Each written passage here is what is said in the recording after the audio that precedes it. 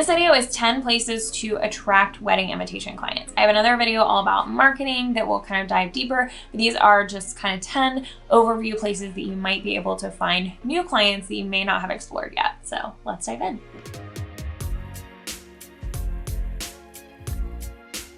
Hi, I'm Laney. I'm a wedding invitation designer. I love to teach other stationery designers how to make more money. If you haven't yet, I hope you'll join Stationery School, which is our monthly membership. It currently has over 50 courses on 50 different topics, all about marketing, custom invitations, designing, art topics, just so many wonderful topics, and a link is in the description of this video. Today, I'm going to give you 10 places to attract more clients. And I say attract clients instead of finding clients because it's an important mindset shift here. If you're going out and like grabbing and pulling in these clients, it's exhausting. If you stop that for 1 second, you no longer have clients in. You're taking a lot of the value of the clients away. You're kind of saying, I'm going out there and finding you amongst this giant body of people in the universe. Whereas if you can think of it more as attracting clients, then your job is simply to put your work out there, simply to show that you are available. And if you do that enough, then the clients are going to be attracted to your work by you showing what kind of work you offer.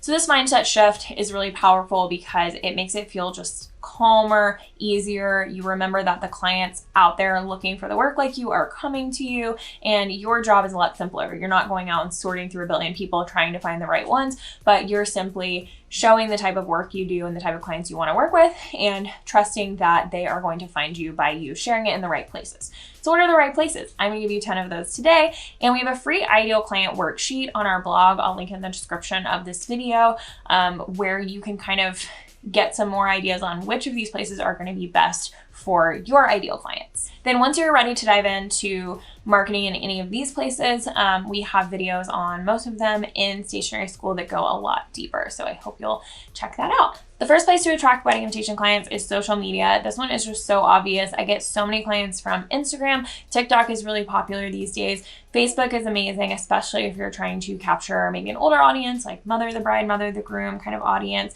And then Pinterest, which we kind of think more as a search engine than social media, but it is a great option as well. I think that I just don't need to even tell you that those are great places. I have videos on all of those other topics here on my channel that you can check out. The big thing here is just if you're brand new, making sure you get handles on all of those platforms, and then also learning how to repurpose your content. So if you have an Instagram reel, post it also on TikTok, post it on your Facebook page, post it on Pinterest. Make sure you're kind of building up that presence in all of those places without having to do 5 times the amount of work, but you're still capturing 4 or 5 different audiences. Number 2 is email marketing. And I will say of this list, it's actually my least favorite for wedding invitation clients because you have to capture them in a very specific place in their life. And email marketing is really great for people who are going to keep buying from you over and over again, or you can keep targeting for a long time or even a short period of time. But with wedding invitations, you have to really capture them like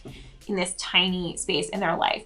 That's not to say I haven't seen it done successfully. My friend Carly has a quiz that people can do that's like, what's your invitation style? And once they do that, they get kind of a nurture sequence, and then it encourages them to buy invitations from her. And it's been really effective. So when you're thinking about email marketing, just think about it as how are you going to capture those people in that very specific time. Maybe you can put them in there with a tag of when their wedding is and then start targeting them based on that. So start targeting them for save the dates 9 months before the wedding, start targeting them for invites 6 months before the wedding, start targeting for the day of stuff or thank you notes afterward or whatever it is. But think about that date if you're going to be using email marketing. And then at some point they are married. Hopefully they'll stay married for at least a little while. So they might not be the best for targeting invitations, but then if you have some follow-up products or things like that, you can always kind of target them in a different way after that. Okay, number 3 is my favorite place to attract wedding invitation clients, which is with other wedding vendors. Typically planners or venues are going to be great opportunities for you because they are booked before you in the process. And then they are also seen as experts who people often ask to recommend other vendors. So if you want to make a good relationship with a wedding venue or a wedding planner, they have access to a lot of clients that are in your budget range, which by which venue they booked or which planner they booked, are in your style range, which by which other vendors they booked. So when you can reach out to those people, the clients that they have are already kind of pre-qualified in a certain way for your work, and they're going to be better clients than you're finding randomly all over the world. Number 4 is wedding shows. These are often seen as negative places, and they're often seen as places where you're not going to book as high value clients, but especially if you have a lot of semi-custom invitations that people can physically look at, or if you have a very specific style that you can show people that people are going to be attracted to just immediately. And once they see your work, they're going to know that you're the person for them. Then I think wedding shows can be really effective.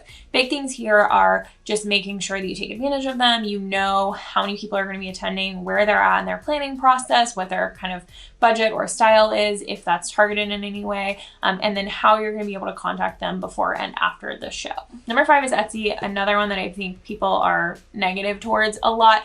But the thing about Etsy is that anyone who is on Etsy is not going to leave Etsy without finding what they're looking for. Anything they're looking for is going to be found on Etsy because there are just so many options there. They're not going to be like, oh, I don't see any invitations I like. I'm going to go search the internet and find Laney's website.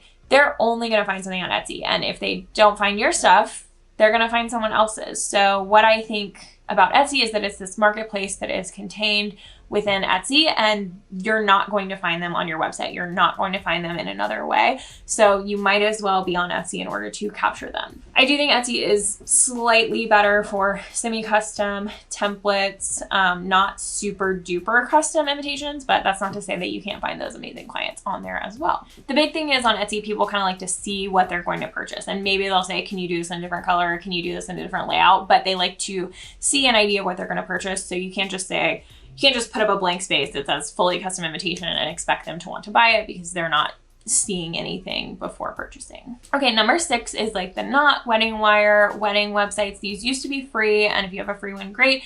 If not, you do have to pay to have reviews and stuff there, but it's still not a terrible idea. Some people like to talk bad about these, and it's not that you get always the best leads out of them. Sometimes you do get people who are bargain hunting, but if you have offerings that work for that, which I do, it can be really valuable. And overall, I think it's a good place that people are generally searching their vendors. I think it's a good idea to have that storefront, have those reviews somewhere where people can search them and see, okay, other people have worked with this person, it's worth hiring them. So maybe they don't necessarily find you on the Knot, Wedding Wire, etc., but they go to that place to make sure that you're legit, other people have liked working with you, etc. Number 7 is your website kind of / SEO, which is search engine optimization. I have a few videos on my channel about this and some lessons in stationery school that dive deeper into it because it can get really technical.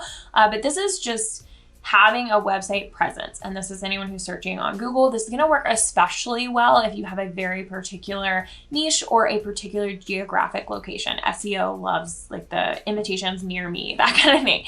So if you are serving mainly a local market, it's going to be really powerful for you. That doesn't mean like I don't serve a local market of any sort, but it's still been really powerful for me and my business as well. I would say the basic tenet here is like get your website up. If you haven't, I have some videos that can help you with that.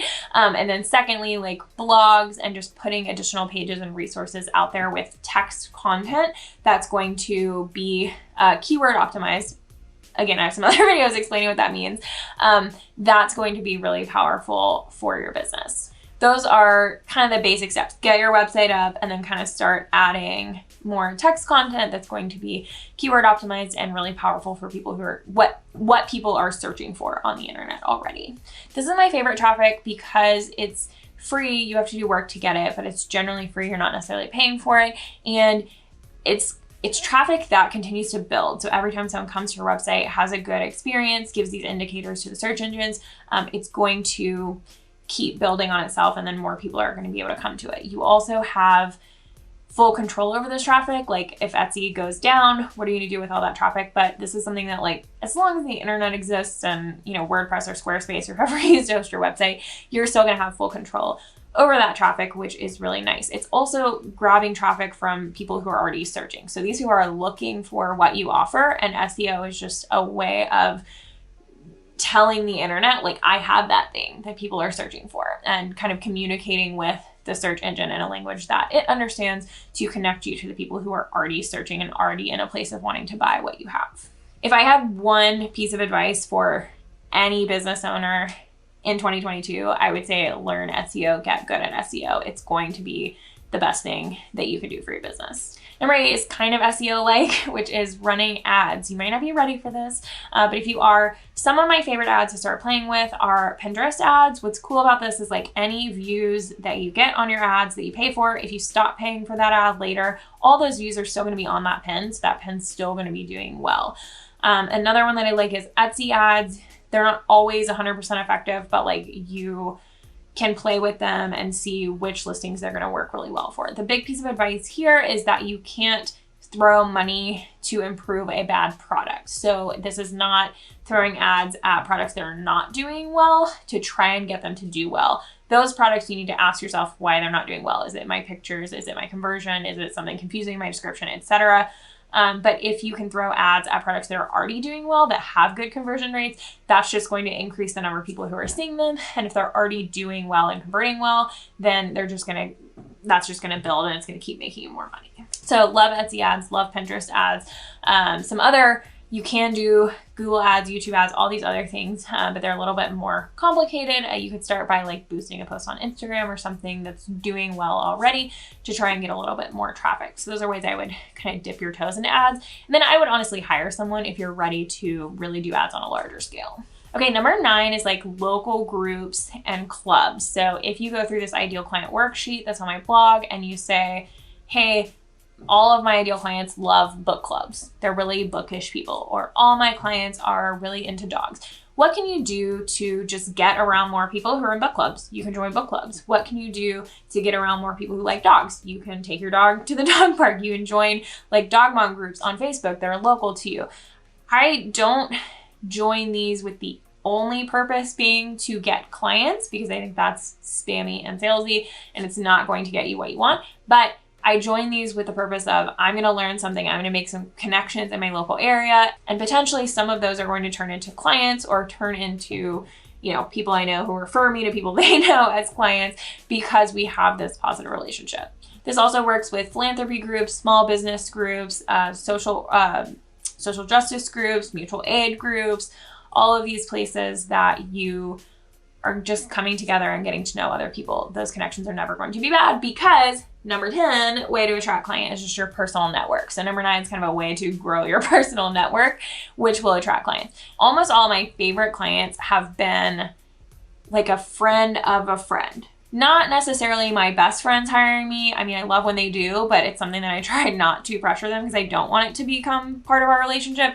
But when they refer me to someone that I don't know well, it's great. They just have this good, positive view of me from their friend's referral, and I know them a little bit and I feel connected to them already in a way that I don't with someone who just randomly finds me online. And so those end up being a lot of my favorite clients. And I think the key to attracting clients this way is just to fully believe in your business and fully live your business. So the more that you can just be so comfortable in what you do, talk about it all the time, make sure everyone who is around you knows you, follows your pages, understands what you do, etc., then they're going to start referring you to people that they know. How great of a feeling is it when your friend says, hey, I need a really good, air conditioning guy, and you have a really great air conditioning guy to refer them to, or air conditioning woman, feminism. So this is how you're helping your friends in a way. Like, people love to refer people. So the more that you can just make it clear, like, I do this is the type of person I love to work with. You don't have to give a sales pitch to all your friends, but just kind of living your truth in being a business owner and being proud about it.